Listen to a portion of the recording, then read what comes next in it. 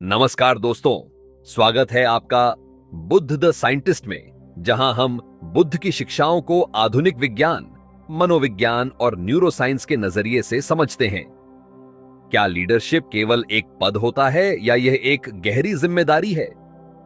क्या एक सच्चा लीडर सिर्फ अपने फायदे के बारे में सोचता है या अपने लोगों की भलाई का भी ध्यान रखता है?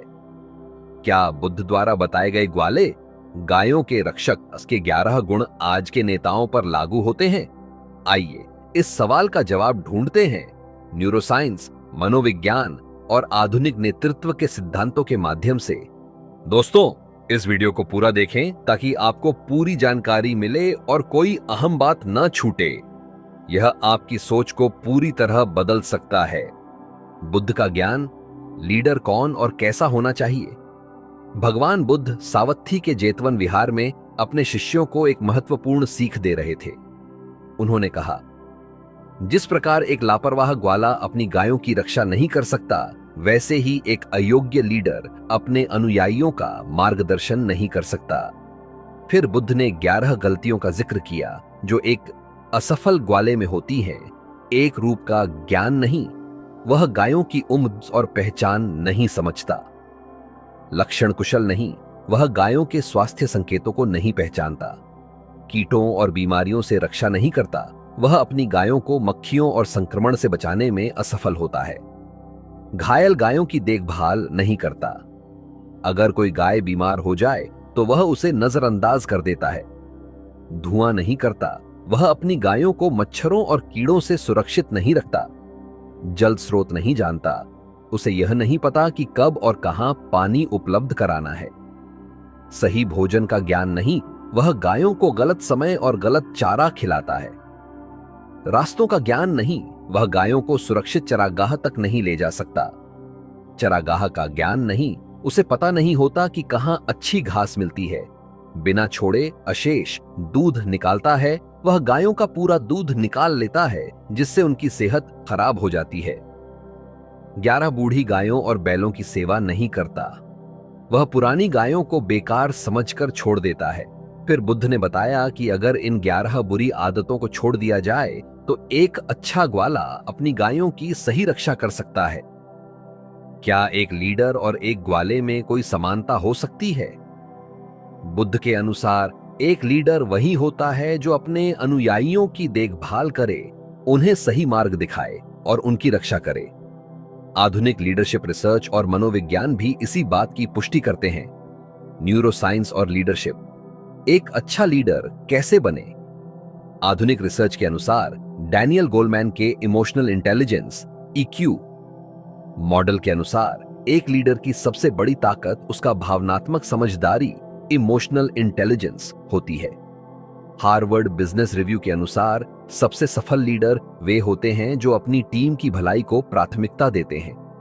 न्यूरोसाइंस के अनुसार एक अच्छा लीडर वही होता है जो टीम के तनाव को कम करे और प्रेरणा को बढ़ाए। स्टैनफोर्ड यूनिवर्सिटी के शोध के अनुसार सही लीडर वही होता है जो अपनी टीम को सम्मान दे, उनका मार्गदर्शन करे और उनके उत्थान के लिए काम करे। बुद्ध के ग्वाले का उदाहरण आज के CEO, नेताओं, मैनेजर्स और शिक्षकों पर भी लागू होता है। क्या हम अपनी टीम, परिवार या समाज के लिए सही लीडर बन रहे हैं? क्या हम अपनी जिम्मेदारियों को पूरी तरह निभा रहे हैं? क्या हमारे निर्णय हमारे लोगों को सुरक्षित और प्रेरित कर रहे हैं? भगवान बुद्ध ने यह स्पष्ट किया कि एक सच्चा लीडर अपने अनुयायियों के उत्थान के लिए कार्य करता है।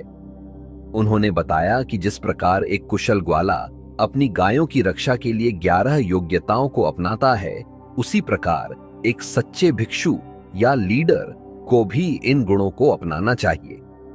यदि इन गुणों का पालन किया जाए तो व्यक्ति अपने जीवन में सफलता, संतोष और सच्ची लीडरशिप को प्राप्त कर सकता है। रूप रियलिटी का ज्ञान, सत्य को समझने वाला ही सही निर्णय ले सकता है। मनोविज्ञान के अनुसार सफल लीडर्स वे होते हैं जो खुद की क्षमताओं और सीमाओं को अच्छी तरह समझते हैं। कॉन्फर्मेशन बायस से बचना जरूरी है, यानी सिर्फ वही चीज देखना जो हमें सही लगे, यह सही लीडरशिप नहीं है।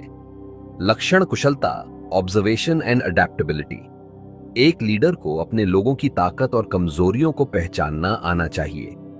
हार्वर्ड बिजनेस रिव्यू के अनुसार महान लीडर्स वही होते हैं जो अपनी टीम की ताकत को पहचानते हैं और उसे सही दिशा में आगे बढ़ाते हैं। समस्याओं को दूर करना, प्रॉब्लम सॉल्विंग। एक अच्छा लीडर वही होता है जो टीम की समस्याओं को दूर करे, न कि उन्हें बढ़ाए। न्यूरोसाइंस के अनुसार जब कोई लीडर मुश्किलों में स्थिर और तार्किक रहता है तो उसकी टीम भी प्रेरित रहती है। घायल साथियों की देखभाल, कंपैशन एंड सपोर्ट। एक लीडर को अपनी टीम के कमजोर सदस्यों की मदद करनी चाहिए। गूगल की प्रोजेक्ट एरिस्टोटल रिसर्च के अनुसार सबसे सफल टीम्स वे होती हैं जिनके लीडर सहानुभूति और देखभाल दिखाते हैं। धुआं करना, क्लैरिटी एंड कम्युनिकेशन। स्पष्ट संवाद, क्लियर कम्युनिकेशन एक लीडर की सबसे बड़ी ताकत होती है। रिसर्च बताती है कि अधिकांश असफलताओं का कारण गलतफहमी और संचार की कमी होती है। ज्ञान और अनुभव का आदान प्रदान, नॉलेज शेयरिंग। एक अच्छा लीडर वह है जो ज्ञान साझा करे और नई चीजें सीखता रहे। न्यूरोसाइंस ऑफ लर्निंग के अनुसार ज्ञान को दूसरों के साथ साझा करने से हमारी खुद की समझ भी गहरी होती है। सही निर्णय लेना, स्ट्रैटेजिक थिंकिंग। एक लीडर को अपने फैसलों के दीर्घकालिक प्रभाव को समझना चाहिए। MIT स्लोन मैनेजमेंट रिव्यू के अनुसार सफल नेता वे होते हैं जो निर्णय लेने से पहले व्यापक सोच और विश्लेषण करते हैं। मार्गदर्शन और अनुशासन, गाइडेंस एंड डिसिप्लिन। एक सच्चा लीडर वही होता है जो सही दिशा में मार्गदर्शन करे। न्यूरोसाइंस ऑफ लीडरशिप के अनुसार टीम को सही दिशा में ले जाने के लिए एक लीडर को अनुशासन और आत्मनियंत्रण दिखाना पड़ता है।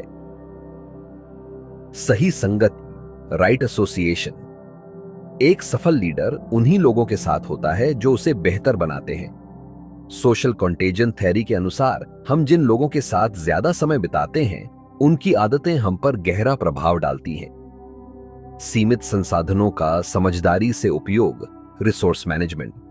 एक लीडर को उपलब्ध संसाधनों का समझदारी से उपयोग करना चाहिए। बिजनेस साइकोलॉजी के अनुसार सबसे सफल कंपनियां वे होती हैं जो सीमित संसाधनों का सही इस्तेमाल करती हैं।